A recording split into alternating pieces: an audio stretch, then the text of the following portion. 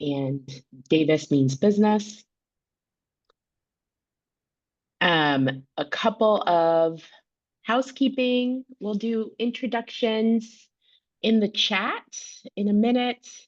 And if you have questions, you can type those in the chat. My colleagues, Diana and Christina, are available to respond to questions, or if it's something that myself or Davis need to answer, they will let us know.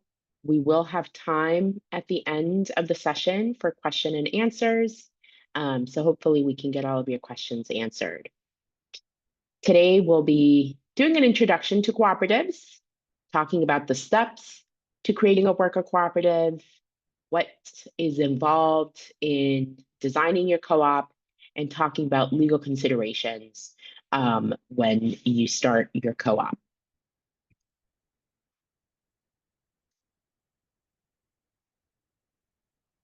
Legal disclaimer, this presentation does not and is not intended to be legal advice. It's for general information purposes. You should contact your attorney if you need, or an attorney if you need advice to your particular situation. So if you want to type in the chat your name, your preferred pronouns, and any particular question that you have about cooperatives or general business planning that you want to make sure we cover today.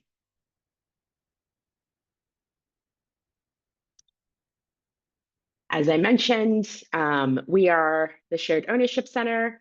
We're a team of consultants that support Black, Indigenous, and people of color and communities by developing real estate investment cooperatives and worker-owned cooperatives specifically. So today we will be focusing on worker-owned cooperatives. There are other types of cooperatives. We won't be getting into that too much, but just wanted to lay the groundwork that is what we're focusing on today. And our mission is to build community wealth through democratically owned enterprises that broadly share economic and social benefits.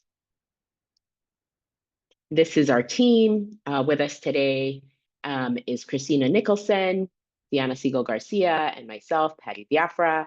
Not present today is Benjamin Tsai, who focuses on real estate investment cooperatives. And I'll pass it to you, Davis. Hi, everyone. My name is Davis Senseman. My pronouns are they, them. You can read a whole boring bio there about me, but the highlights are I've worked solely with small businesses, which includes co-ops, nonprofits, sole proprietorships and the like for 22 years now. It's all I've done in my legal career, and it's all I plan to do. And so I work quite often with the good folks at Nexus. I feel like they do all the heavy lifting and the difficult parts of planning out co-ops, and then I just kind of come in and get it all legal, get it all formalized. So I'm looking forward to kind of discussing some of the biggest questions that a lot of people have about the legal aspects of forming a cooperative. Wonderful, thank you. So this is our training roadmap if you've been following along. We had a webinar 2 weeks ago on April 10th, the basics of business planning with our colleague present today, Mara O'Neill. That is available on YouTube if you missed it. If you don't have access to it, you can reach out to us. Today, we're talking about creating your cooperative. And then we've got Finance 101 coming up on May 8th if you need a refresher on basic financial statements. If you are an existing business and want to go deeper into what it takes to convert your business into a cooperative, we have a session for you on May 22nd. Then we'll get into creating your projections, sources and uses on June 5th, access to capital on June 18th, and the last webinar on June 26th is how to apply for the local fund. So this is also brought to you by the Local Fund for Worker Ownership, which is a project with the City of St. Paul aimed at helping create cooperatives in the City of St. Paul. So let's get into it. Introduction to cooperatives. So what is a worker cooperative? Top of mind is that they are for-profit businesses. They are businesses like other businesses, but what makes them different is that they are owned by the employees that work at the co-op. The members or the employees benefit from democratic decision-making and profit sharing, and members have a vote in how the co-op is governed. Pictured here is our most recent conversion, Mayday Cafe, which you may be familiar with in Minneapolis. So all co-ops, worker co-ops and other co-ops hold themselves to the 7 international cooperative principles. I won't read them all to you, but really, some of my favorites are open and voluntary membership. So co-ops are not like a partnership where you get to cherry pick who your partner is. There should be an open, objective process for folks to enter the co-op. Education, training, and information are also is one that we work on with our co-ops, making sure that people can actively participate in the co-op by having education, by having access to financial information, to business information, and really having the information that they need to make good decisions. Some of the benefits of worker cooperatives: they keep money in the local economy. Employee-owned businesses are more resilient. We saw that during the pandemic. A lot of the co-ops that we work with, or all of the co-ops that we work with, made it through the pandemic. And it was because of their democratic process to protecting jobs and protecting their workers. They build wealth through owning an asset, the business. There's an increased voice in decision making, and they've been shown to create better wages, better benefits, higher quality jobs, and more stable workplaces. They are democratically owned and controlled. So owned means the members in the co-op own the co-op. They have a share in profits, and they have transparency to financial information. And they're controlled on the basis of one member, one vote. Members elect a board of directors, and they vote on other critical decisions. That's usually defined in the bylaws. You can have models where you don't have a board of directors. By and large, most do. This is what this could look like, where you have your co-op membership. They elect the board of directors. The board of directors selects, supervises, really evaluates management or general manager or management group, and they hire and supervise staff. So it's a beneficial circle where, as an owner, you might be wearing different hats at different times.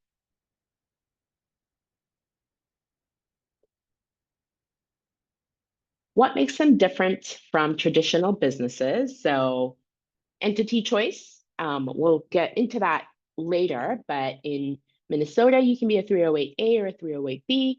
You could also be a limited liability corporation, an LLC.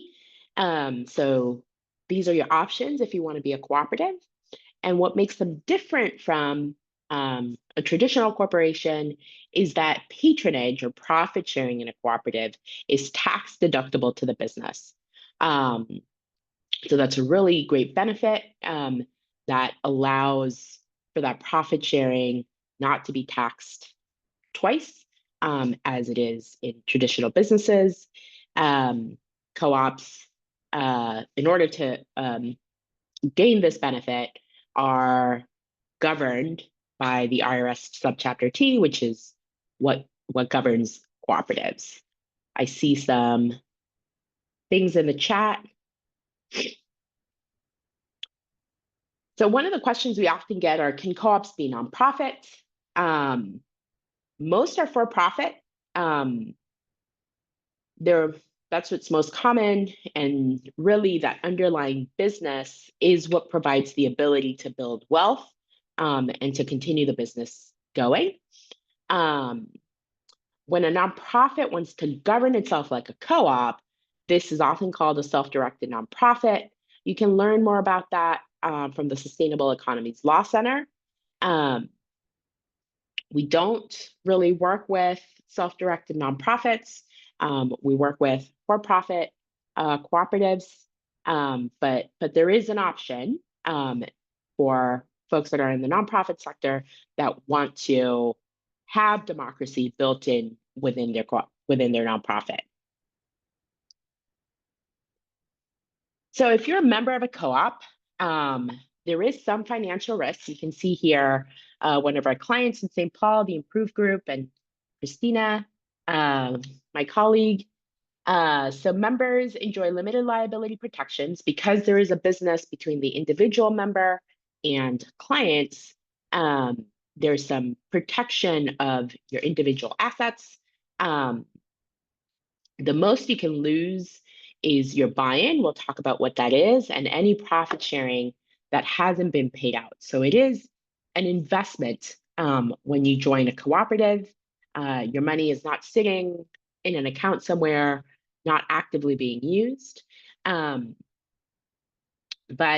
again, the most you can use is what's being held in your balance sheet account. So what are the steps or the stages to creating a cooperative? So here we have it divided into two. Stage one is exploration and stage two is business planning. You got to do organizational development, you got to do business development, member development, and fundraising. So in the early stage, exploration, you might form your steering committee, you might, develop your mission and values, and then you want to work on your business concept. You want to get a project plan and budget. You want to get a feasibility done. And we'll talk about what a feasibility is in a minute. As far as members, right? Sometimes there's a small group of 2 or 3 folks. You need 5 to start a co-op in Minnesota. And so you want to do some early education. You want to do some early testing to see who's interested, who likes the idea of cooperatives. And as far as fundraising, you're fundraising to fund your feasibility, some grants to fund your business plan, and to start thinking about stage 2. This particularly pertains to startups. As I mentioned, we do have a webinar on May 22nd that'll get into the process for transitions. In stage 2, you're working more on the business side, right? You want to get your founding board. By that point, you know that your idea or your concept is feasible. You know more or less how many members you're going to have. So you can start thinking about incorporation and bylaws. You want to get a firm business plan. We talked about that at our last webinar. This is really if you want to apply for funding, if you want to, it's really your business card, if you will, that tells people what your business is. This is when you want to start recruiting members to your cooperative in a broader way. And fundraising is really to launch your business. So you might be looking at bigger grants. You might be looking at loans that you might need to start the business. So what is a feasibility study? You're going to work on 2 things. You're going to work on a feasibility study. You're going to work on a business plan. A feasibility study looks at the overall sector, the trends, the challenges that you might face as you, as a new entity, enter the market. It's market research. It looks at your competitors' business models, pricing, any legal or policy landscape issues that you might face. So regulatory things, right? It's looking macro at what's in front of you. So it helps you as an entrepreneur understand how to structure your business. On the other side of that feasibility study is your business plan. Your business plan documents your operational and financial objectives, right? What's your chosen market? So where your feasibility tells you, you have, let's say you're starting a cleaning cooperative, you have young professionals, you have older folks, you have families, right? Your business plan is going to say, we're going to go after those young professionals. It talks about how you're going to reach that market, the opportunities you will take, right? You identified some of those in your feasibility study, your pricing structure, right? Ideally, you looked at competitors, how they're priced, and you come back in your business plan and you say, this is how we're going to differentiate ourselves. Um, and so your business plan helps others understand your business and how you're going to get into the market. So your feasibility is for you, your business plan is for others.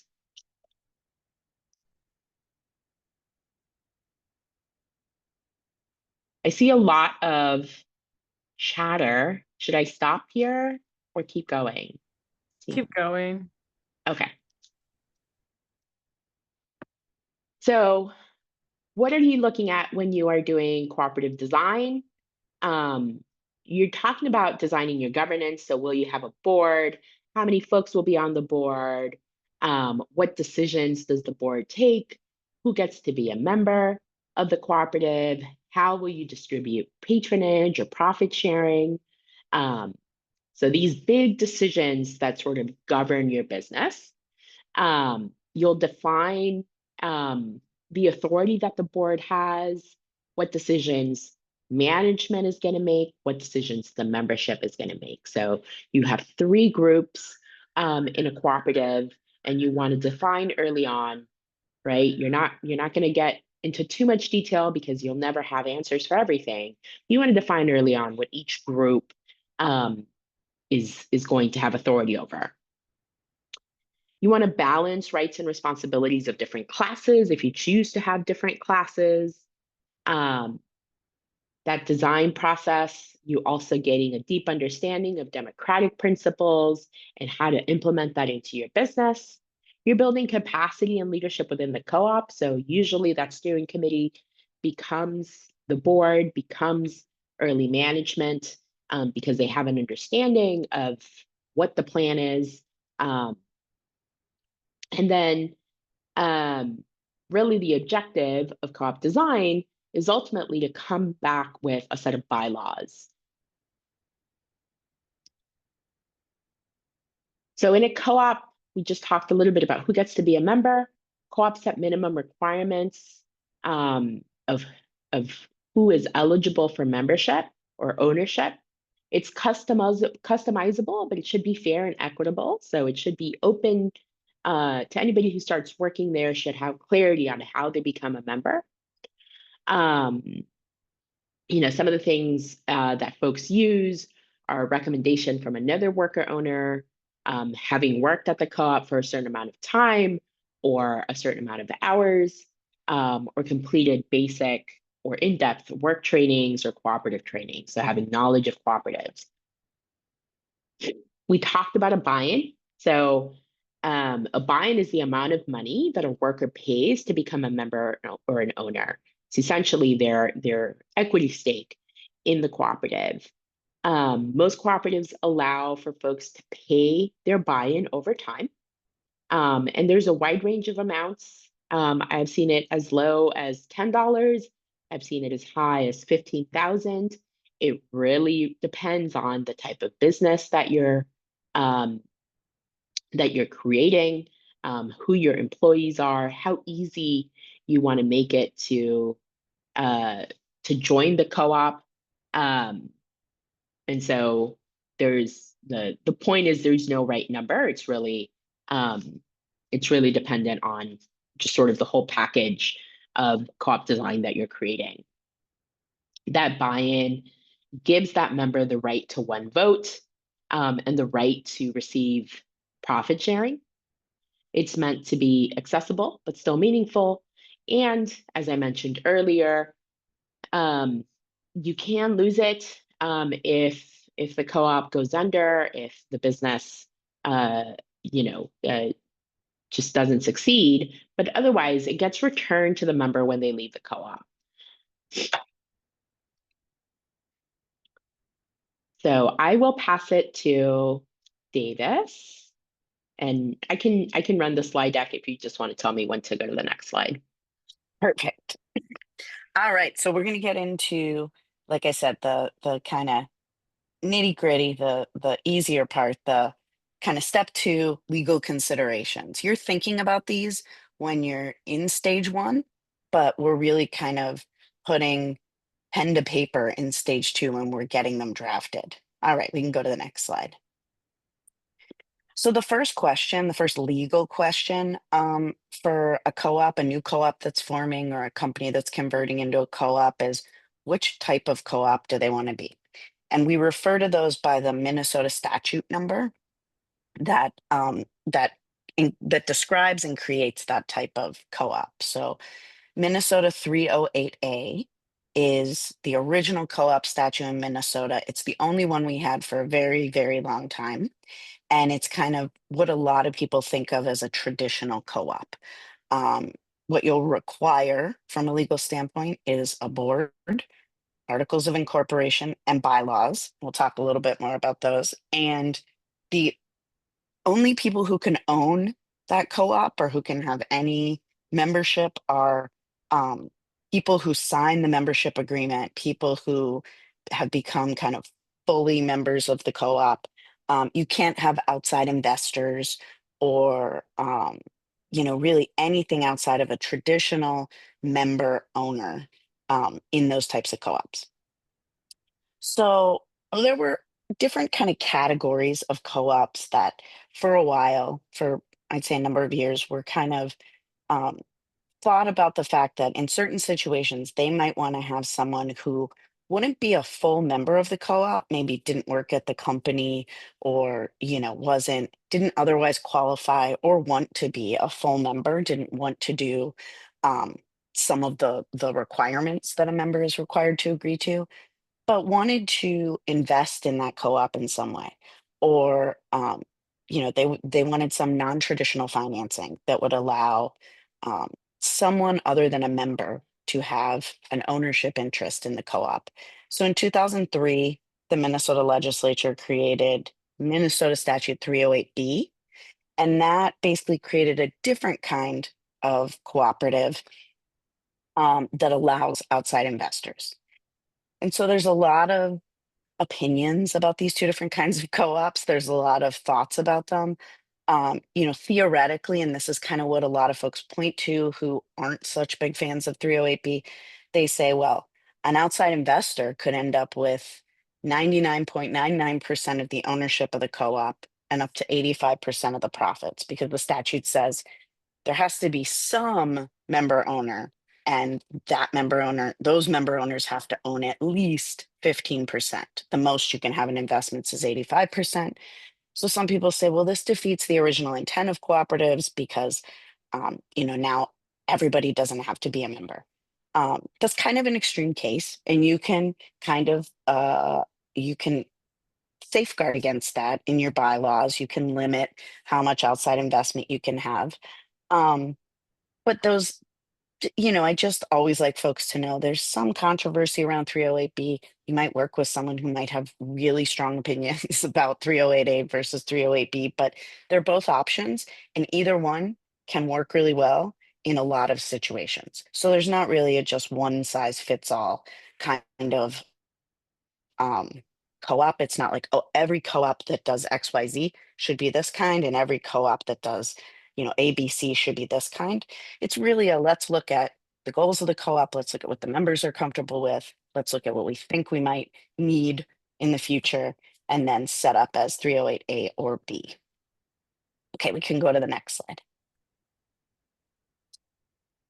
So this part surprises a lot of folks because you have these big three legal documents that you need to form to form a co-op to kind of say, okay, we're legal, we exist. But only one of them do you really file with the Secretary of State, or does it go outside of the co-op itself? And those are the articles. They can be really short. The Secretary of State provides a sample for a 308A or 308B articles. And I frankly, personally, I like the shorter ones because Those articles are public. Anyone can go down, can pay a small fee and go download them from the Secretary of State. Um, and so I often like to keep the real agreements, the real kind of heart of what the members are agreeing to in the bylaws, because those don't have to be filed. They both are as enforceable as each other. So it's not like if something's in the articles, it's more enforceable. Everything in the bylaws are very enforceable in a court of law against all the parties, and the same with the articles. The articles formally create the co-op, but you really need all three of these things to kind of actually exist. Um, and you need to know when you're ready to file your articles, you need to know who your 5 original members of the co-op will be. Both 308A and 308B say you can only be a co-op if you have 5 or more members in Minnesota. But you don't have to list all 5 of your members as incorporators, all 5 of your original members. Just 1 or 2 folks can act as that. You don't even have to have one of a member be your organizer. Used to be that attorneys sometimes acted as organizers or incorporators or would sign the documents. That can still happen. You basically just have to be a person, a Minnesota citizen who's 18 years of age or older. But with co-ops, we normally have kind of the initial members sign off on the articles. So those get filed, and then we turn our attention to, or we have already been working on. With a co-op, you often want to tackle your bylaws before you're ready to file your articles because it can take some time kind of hashing those out. And these are really the rules of the road of the co-op. These are the rules that the members and the board have to follow. Any new member that's looking to join should be given a copy of these so they can know what they're agreeing to, what they can expect to get back from the co-op, how they can expect to be noticed if they're going to have a meeting, how they can expect their profits to be treated, or what happens if there are losses. And some co-ops will display their bylaws on their websites. You don't have to, you certainly can. um, it makes it very transparent. If you do, though, I always encourage folks, remember, if you update your bylaws, because they're kind of, we think about them as like a living document. Sometimes you start operating as as a co-op and think, oh, we should change this or we should add this. If you do put them on a website or make them otherwise publicly available, just remember to update them if you ever update them internally. And then the third document is kind of arguably the most important. It's the member agreement. So that's the document between the co-op and the people who will be members, that says, hey, here's what you get in exchange for whatever your investment is to join this co-op. You're going to pay X amount to be a member, or you're going to provide X amount of service to this cooperative. And in return, here's what you're going to get. And here's what you agree to do. And here's what we, the co-op, agree to do. So that's kind of that, of course, you need to make sure that every member has a copy as well and understands it. We can go to the next slide. So LLCs and cooperatives, we talked a little bit about limited liability companies before. Sometimes folks will say, I have heard that some cooperatives also operate in LLC, or some cooperatives, before they become a cooperative, they operate as an LLC. How do these kind of relate to each other? So in certain circumstances, certain occasions where the cooperative might want to isolate risk for a certain type of activity or an asset, let's say the cooperative's going to own a piece of real estate, they're going to do something new that isn't directly related to, it's related enough to be within their mission, but it's a little bit outside their typical activity, and they're not sure, if it's going to be profitable or not.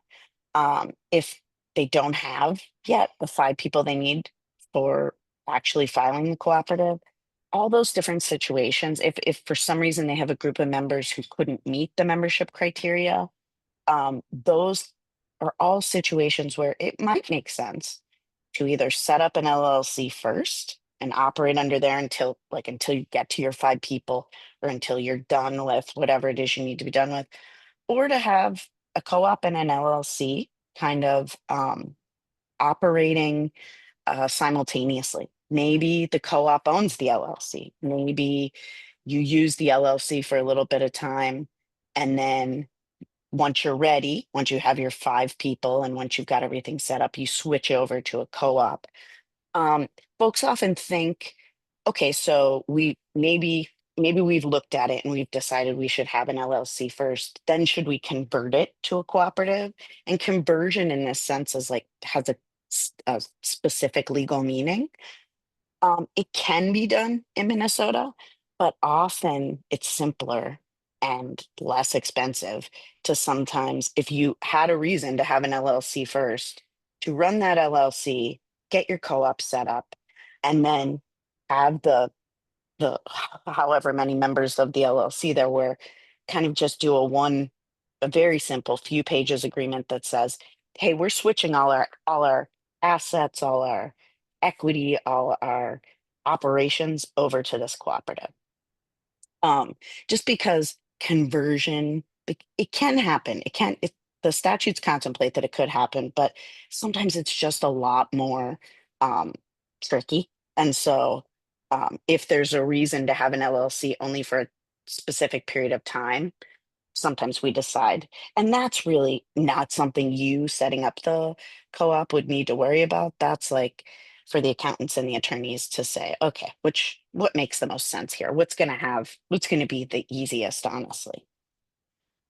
Yeah, so you sometimes might have an LLC and your cooperative either operating at the same time or operating at different points in the organization's kind of existence. You can go to the next slide, and I think that might be it. I think that might be it. So I'll throw it back to Patty. Thank you. So I'll just go through local fund, which I mentioned at the beginning. It's a local fund for shared ownership. There's a fund for real estate investment cooperatives, and there's a fund for worker-owned cooperatives. If you have questions about eligibility, you can fill out our inquiry form, which is on our website, and that will get you a call with either myself or my colleague Christina, so that we can understand your cooperative, your business plan, and make a recommendation. You do have to be a cooperative to qualify for the local fund. And so we provide that technical assistance ahead of time. If you're not yet a cooperative, that's covered by the local fund. And then there is a grant program attached to it once you become a cooperative. If you have any questions or want to contact us, you can reach me at soc@nexuscp.org, and you can reach Davis at davis@davismeansbusiness.com. I'm going to open it up for questions just after we look at our webinar series again. If you want to sign up, there is a QR code and you can sign up on our website. The next one is May 8th. We'll be doing basic business financials. If you're planning on attending the projection, sources and uses, or the access to capital, this is a primer on what is a profit and loss statement, what is a balance sheet, and how to build a budget. All things that you will need to get through webinar 5 and 6. So if that is not something you've looked at recently, definitely join us on May 8th. So I'm going to go ahead and stop sharing and open it up for questions. And Yeah. it looks like there's a lot in the chat. It's mostly me. It's mostly you. Okay. Go ahead. So, hi, my name is Amir. I'm Hi, Amir. St. Paul business owner. So I missed the first seminar or the chat. Is there any way I could get that or listen to it, or do you guys have a recording of it? We have a recording of it. And I think Deanna just pasted it in the chat. You can also find a link to it on our website. And we can send a link to it when we send the link to this one as well. All right. And then listening to you guys talking about like there has to be a minimum of 5 of the co-op. Initially I was thinking this is not going to work for me because I typically need like 2 or 3 person to run like a small business that where I'm at. So to have 5, it'll be a little too much. But I thought about it. Maybe if because I have a couple different locations. I have 5 locations. Does it have to be in St. Paul or right? Is it a St. Paul? To qualify for the local fund, it does have to be in St. Paul. Right. So I have 5 stores. I was thinking about have 5 stores I can. They're incorporated now individually. So if I had to basically change it to, maybe with your help, so I can understand this a little bit more, and to do like one corporation or one LLC, sorry, to be able to structure this the right way. Mm-hmm. So So you have 5 stores throughout the metro area no, St. Paul only. in St. Paul. Okay. Yeah. Yeah, you could structure it as one corporation, And then so that I'll you have more have. than 5. Can you repeat that? So I'm following. I'm saying what you're saying. Basically, to have Okay, more than 5 co-ops. right. Yeah. You don't have to have more than 5 to have 5 members. So You you have have to to have have 5. 5 employees, or 5 workers. Right. And it doesn't have to be that when you first start. It could be later on, but when you first get it going, it could be just a 1 and 2. When you're starting off and you're designing, it can be less. By the time that you incorporate, you would want to have 5 workers. So there's a process of probably 6 to 9 months where you are designing your cooperative.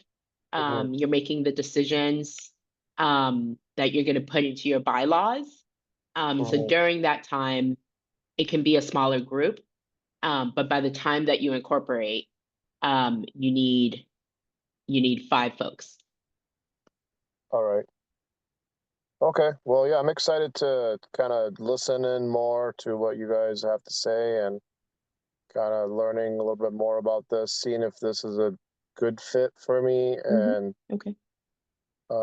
yeah, that's about it. Okay. Great. Awesome. We had a question earlier about how do co-ops tie to real estate? How do co-ops tie to real estate? Does somebody want to expand on that? Ezekiel, would you like to talk more about your question?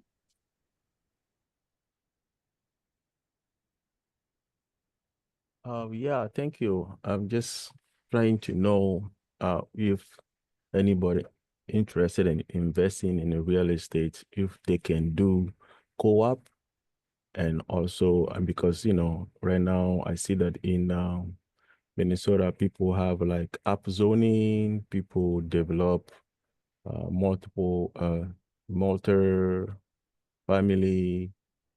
housing or purchasing land, how the structure can be so that someone can be taking that as an adventure. So yeah. So, not my area of expertise, but I'll give you a short answer. There are at least 2 types of co-ops that involve real estate. So you can have a housing cooperative. So if you have a multifamily unit, or if you have a larger, if you have a multifamily unit, you can create a structure where the people that live there are the owners of the cooperative. Roughly, that's housing cooperatives. And Davis or Christina, if you have more, that's fine. If you don't, that's great. And then there's real estate investment cooperatives where members of the community own the real estate. And so that's more for commercial properties. There's a couple in the Twin Cities, a couple of examples. There's Taproot. There's I'll look up a couple more. But in that structure, you would gather community members, they pool their money. There's also some borrowing that happens to purchase the real estate. And then the real estate makes money off of the rent from commercial leases. Did that answer your question? Yeah, thank you.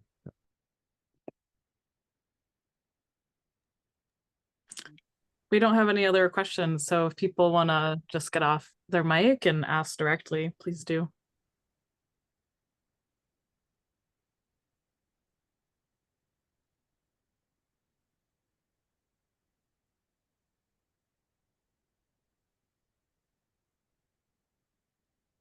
Yeah, I don't have any more questions. I'm really trying to think of a few, but we could save it. I could save it until later, until I listen to you guys more and explain more of the details. I will have more questions down the line. Okay. All right, well, if any questions come up, you can feel free to email us, myself or Davis, and this recording will be available in, is it like about 2 weeks? 2 weeks, okay. Yep. Mm-hmm. And otherwise, have a good rest of your day. Thank you. You do as well. Thank you. Bye, guys. Thanks so much.